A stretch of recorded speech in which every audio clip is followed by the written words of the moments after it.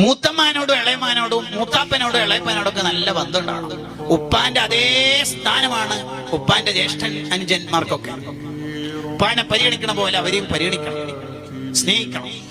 മൂത്താപ്പ എന്തിനാണ് നമ്മളെ കല്യാണ വിഷയത്തിലൊക്കെ ഇടപെടുന്നത്? അയാള് ഫണ്ടൊന്നും തരുന്നില്ലല്ലോ, ഭയങ്കര അഭിപ്രായമാണല്ലോ ഉപരിക്ക്.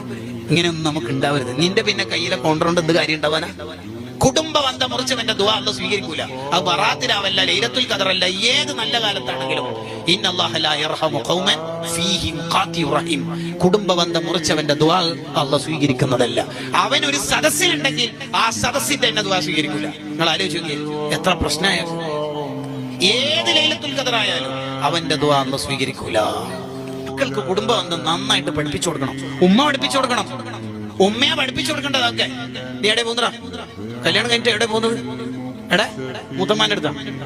ആ പോകലെല്ലാം പോയിക്കോ, കൊറേ സാധനം ഒന്നും അടുത്തേക്ക് ആവശ്യമൊന്നുമില്ല, ജസ്റ്റ് എന്തെങ്കിലും വാങ്ങിയാൽ മതി എന്നല്ല പറയേണ്ടത്. മൂത്തമ്മ എന്ന് പറഞ്ഞാൽ ആരാധന നിനക്ക്?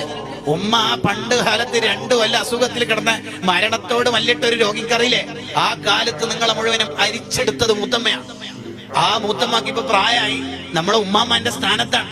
നീ നന്നായിട്ട് പരിഗണിക്കണം കേട്ടാ. കുറച്ച് എന്തെങ്കിലും നല്ല ഹദിയല്ല മൂത്തമ്മക്ക് കൊടുക്കണം, അങ്ങനെ പറയണ്ടത്.